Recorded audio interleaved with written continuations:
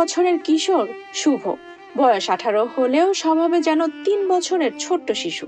আর এই শিশু সুলভ স্বভাবের কারণেই শুভর পুরো জীবনটাই কেটেছে গাছের সঙ্গে বাধা থেকে।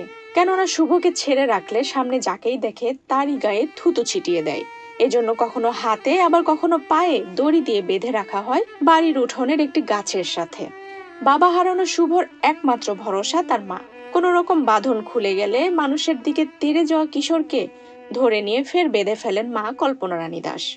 এমন হৃদয় বিদারক দৃশ্যের দেখা মিলবে নেত্রকোনার বারহাট্টা আসমা গ্রামে।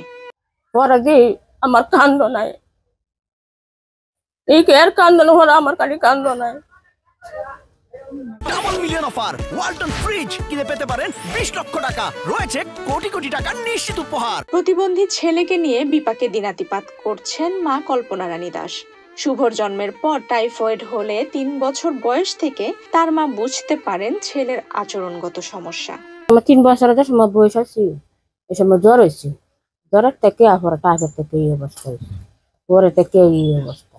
ও তো ডাক্তার মাক্তার দেখাইলাম, কবিরাজ দেখাইলাম, ভালো।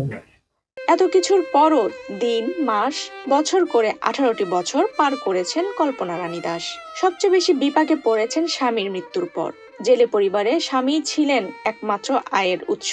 সেই আয়ে সংসার চালাতে পারলেও বিগত 9 বছর ধরে স্বামী ছাড়া একাই বহন করে চলেছেন পরিবারের সকল ভার।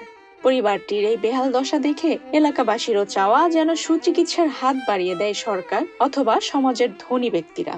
আপনারা যারা আছেন অনলাইনে যারা দেখবেন এবং সরকার কর্তৃপক্ষ থেকে যারা আসবেন, আপনারা কৃপা করে ওনাদেরকে একটু সহযোগিতা করুন যেন ওনারা শান্তিতে থাকতে পারে, একটু আনন্দে থাকতে পারে। শুভর বাবা সুভাষ চন্দ্র সরকার মারা গেছেন 9 বছর আগে। রেখে গেছেন স্ত্রী সহ 4 ছেলে মেয়ে। 4 ছেলে মেয়ের মধ্যে শুভ সবার ছোট।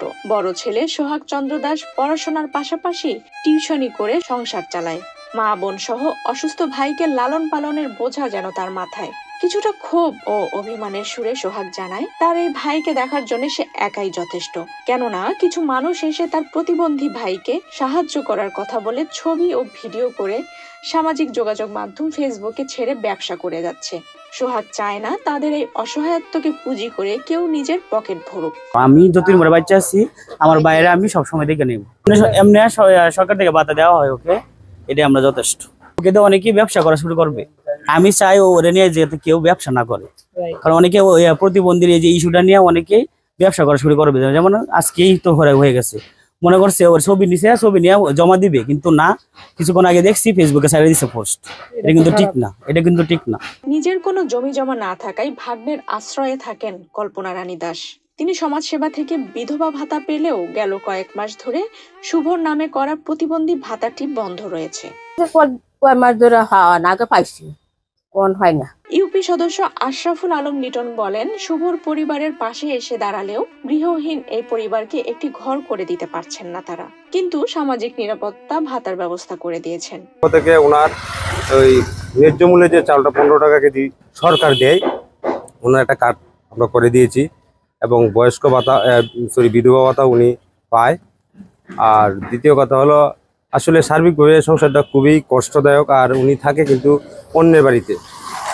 ওনার আমি কয়েকদিন আগে আমি এই সরকারিভাবে ওনার জন্য আমি ঘরের জন্য আমি অনুমোদনের কাছে এই আবেদন আমি পেশ করছিলাম।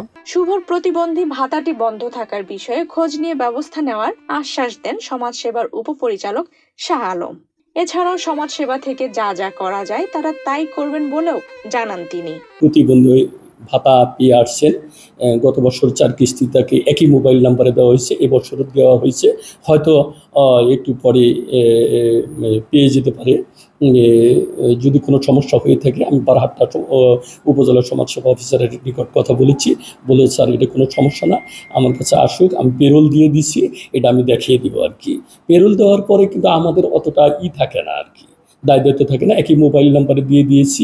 এটা একটা সিস্টেম আর কি, সফটওয়্যার আর কি।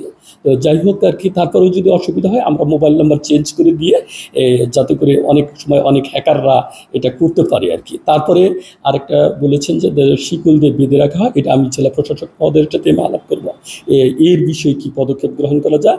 আর হুইল চেয়ারের কথাটা যেটা বলছেন, এটা হুইল চেয়ার আমাদের আছে, এটার হুইল চেয়ার পেতে হলে একটা ফর্ম আছে, ফুল ছবি লাগবে, পিতামাতার ID card NID card photocopy লাগবে, আর তার যদি জন্ম নিবন্ধনের ফটোকপি থাকে সেটা হলে চলবে আর কি। এটা আমরা ব্যবস্থা করতে পারবো আর কি। উন্নত উদ্যোগ গ্রহণ করতে পারি, রাষ্ট্র এটা করবে, এটা দেখবে, তাকে আমরা সমাজ কল্যাণ পরিষদের মাধ্যমে আমরা সহযোগিতা করার চেষ্টা করবো আর কি।